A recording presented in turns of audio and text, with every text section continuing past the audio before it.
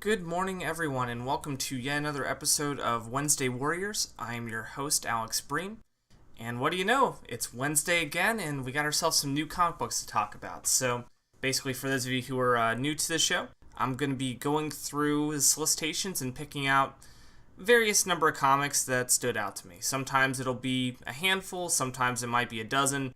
Who knows? But we're going to find out. The first one that stood out to me is Slam Volume 1 from Boom Studios, which is written by Pamela Ribon and art by Veronica Fish. Now, I'm not terribly familiar with this one. When I was just kind of going through it, this one just kind of jumped out to me. And apparently it is a roller derby comic, and I'm sure there's going to be more to it as well, but it looks like the writer is a novelist, screenwriter, but also a former Los Angeles Derby doll. So I'm sure there's going to be a lot of life experiences from this. I'm not sure if it's quite autobiographic or not, but either way, it should make for an interesting read. I could see roller derby being something exciting for the comic book form. On top of that, you do have Veronica Fish working on it, and she did do some stellar work for the Archie comics with Mark Waid. So I'm confident that this will be a pretty good read. And it's retailing for $14.99, so it's pretty fairly priced, I'd say. So yeah, if that one looks good to you, feel free to check it out. Next we have Spencer and Locke Volume 1, which is collecting the miniseries from Action Lab's Danger Zone imprint, which is written by David Pepose and with art by Santiago. It doesn't actually have his full name on there, so I do apologize. So this is, just to take it actually from the writer's mouth for this is essentially Calvin and Hobbes meets Sin City. You kind of deal with Locke, who is all grown up now and had to deal with a rough childhood, and his way of dealing with the rough childhood was to have an imaginary panther by the name of Spencer. And you kind of see some cool little Calvin Hobbes news strip flashbacks within this comic, but they're done in a much more twisted and dark fashion. And on the whole, this is a darker book with some pretty good, dark humor, of course. The plot of it centers around Locke coming back to his hometown to find his childhood sweetheart has been murdered, and he is investigating her death. And along the way, there are plenty of twists and turns. I was following this monthly. I am a little behind now, so I'm probably just going to pick up the trade and enjoy the rest of it. But I would definitely recommend this one for people. It was a fun read month to month, and especially if you're a fan of, obviously darker crime stories. It's retailing for $14.99, so definitely check that one out. The next entry I almost missed. I was just kind of doing a quick run through of solicitations, and I just happened to find this one in Dark Horses section. It is Jerry and the Joker, Adventures in Comic Art hardcover, which is basically the graphic memoir of the late Jerry Robinson. And it basically is going to chronicle how a 17-year-old kid became the artist on Detective Comics and helped to create the Joker, one of the most popular and recognizable fictional villains of all time. If you're a fan of graphic memoirs, this looks like it'd be a pretty good entry. It's also going to feature never-before-seen Batman, Robin, and Joker art. So for those art people out there, this would definitely be for you. The price might be a little big for some people. It's going for $34.99, so I'll leave that up to you. If that seems like it's worth it, maybe feel free to flip through it and see if it's something that would catch your interest. And after that, we've got a DC thing to talk about. I know I didn't really do much from the big two last week, and at least this time I've got a little more to talk about. And this is the New Gods Special number 1, which is written and drawn by Shane Davis. Now, I'm not too familiar with the New Gods, to be perfectly honest. I am probably going to try and pick up the Jack Kirby Omnibus when that comes out in December, since that's kind of one of those DC elements that I feel like I really should immerse myself in, but I'm, not overly familiar with them. So I'm really just going to pick this up mostly for Shane Davis, since I loved his art on Superman Earth 1, and his version of it is one of my favorite takes on the character. So yeah, I'm definitely going to give this a shot. It is going for $4.99 for cover price, and it doesn't mention the page count. So you may want to just double check to see if it's an oversized book before you pick it up, if price is an issue. But yeah, that looks pretty interesting to me, and you may want to check it out as well. Now, this other one isn't a new book necessarily. It's actually a second printing, but I know that it's been sold out in a lot of places, so this is your chance to get it again, is the Batman and Elmer Fudd special. And no, your ears did not betray you. There is a Batman and Elmer Fudd crossover comic. It's written by Tom King and with art by Lee Weeks, but that just sounds amazing. So yeah, I'm definitely going to check it out, and you should too. And next up, we have the Amazing Spider-Man newspaper comics, Volume 4, which collect the years 1983 through 1984. The book is written by Stan Lee with art by Fred Kita. And yeah, this is basically what it is. It's collecting the Spider-Man newspaper strips, which I believe are now still going through the comic book news shops, like their little pamphlets that they tend to hand out. I believe they still make those comics, actually.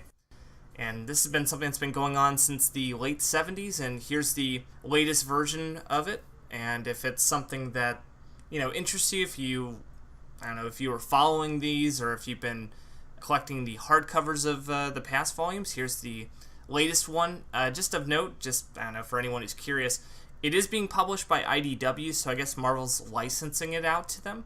I remember hearing reviews that the original Marvel versions of these, I guess, weren't the best publications, so I guess they gave IDW the chance to do these along with those artist editions that you see at the comic book shops. So this one is a bit pricey, just to give you a heads up. It didn't exactly give me any idea on the page count again, unfortunately. But yeah, it's going for $49.99 covers, so it's a bit of a pricey buy. You may want to just flip through it to see if that's something you might be interested in. Though if you've been picking up volumes 1 through 3, you know what you're getting yourself into.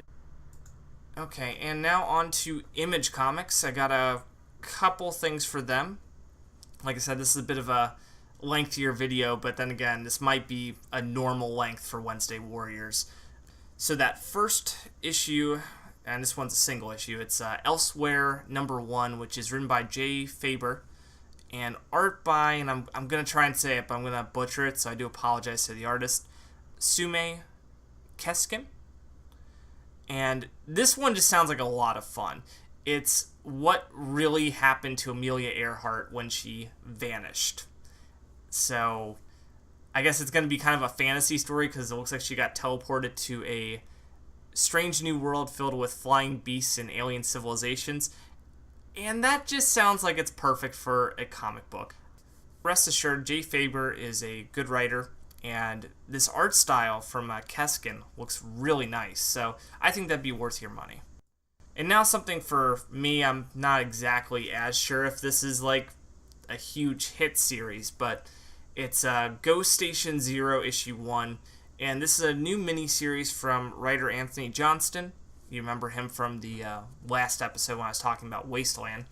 And with art by Shari Shankama. And I probably butchered that again, so my apologies. And this is another miniseries from the Codename Babushka comic that came out last year. And the basics of it, since you should probably be able to just jump into this if you haven't read the last miniseries. But the premise of the character is that Babushka was a mafioso for the Russians, and she was incredibly powerful, but a bunch of other people in the mob got together and basically exiled her from the mob, and then she took up asylum in America, but now a CIA person finally tracked her down and is kind of using that as leverage, because basically if he is able to deport her, that's basically giving her a death sentence, because if she goes back to Russia, they're just going to kill her. So now she's conducting, black ops missions for the CIA. And this mission appears to be her investigating a seemingly abandoned Soviet base from the Cold War that is not so abandoned now. And obviously with the spy story, there's going to be plenty of twists and turns, so I enjoy Anthony Johnston as a writer. I enjoyed the original Codename Babushka miniseries. So I'm definitely going to be checking this out. It's retailing for $3.99 for issue 1. It looks like it's only going to be a 4-issue miniseries. So if you're looking for a short spy adventure, this should give you that fix. So now on to the Catalyst Prime universe. We have Noble #4. And if you remember, this was a comic that I was mentioning on the podcast last week with Patch. And Noble is an interesting story that is starting to go and build into some interesting directions. Because the main character is pretty powerful. He's able to do a lot of things with his telekinesis, and he may have some kind of super strength that hasn't exactly been specified yet. I think it may have more to do with his telekinesis than anything else. But what's interesting about issue 4 is, I just finished reading issue 3 before I'm recording this. They gave him a very interesting weakness, and now it looks like a lot of things are coming to a head. He might finally get to meet his wife, who's been trying to track him down from issue 1, and with the villain of the piece having an interesting level of power over David, this could lead to an interesting confrontation in issue 4. This is retailing for $3.99, and I highly recommend it. I'm a big fan of the Catalyst Prime universe, as I've already mentioned. Now down to our final two. We got ourselves a Marvel thing to talk about. I wanted to make sure I gave Marvel a little something, and this seems like an interesting buy for those people who are a fan of Chris Claremont and omnibuses. No, it is not Volume 4 of the Uncanny X-Men omnibus. We're still going to have to wait a bit on that. Apparently this is the Marvel Universe by Chris Claremont, collecting his various other stories that he did for Marvel in omnibus form. So here are some of the things that are collected. We've got ourselves War is Hell 9 through 15, Black Goliath 2 through 5, Captain Britain 1 through 10. That might be worth it since that might be out of print now, and I imagine that'd be pretty pricey to get a hold of. We also have Doctor Strange 38 through 45, Man-Thing 4 through 8 and 10 through 11, Fantastic Four vs. X-Men 1 through 4, Contest of Champions 2 1 through 5, Mechanics, not particularly familiar with that one, but issues 1 through 6, Big Hero 6 1 through 5, and apparently some material from X-Men Unlimited number 36. So that's a pretty good amount of content for an omnibus, and it's going for $125, which may be a little pricey, but if some of that stuff interests you, it may be worth checking out. And finally, we have Heathen Volume 1 from Natasha Alterici, which is being published by Vault Comics. Now, this is from a relatively new comics publisher, so I did want to give them a bit of a shout out. And I picked up the first 2 issues from this series, and it's a beautiful looking book and has a pretty interesting premise. It seems to be a fantasy romance where the young woman of Adis, who is from a Viking culture who has been cast out from there due to being a heathen, due to her specifically liking girls. And she is seeking to free the Valkyrie Brunhild from her imprisonment by Odin. That's about where I'm at with the story. And it seems like it's going to be collecting the first 4 issues, and it is retailing for $15.99. Now, I will say that is a little pricey for that, but the art is worth it, and the story's pretty interesting so far, 2 issues in. Flip through it, see what you think of it, and also remember that it is a relatively new comics publisher, so they may have to charge a bit more on the trades out of necessity. So that is it for Wednesday Warriors.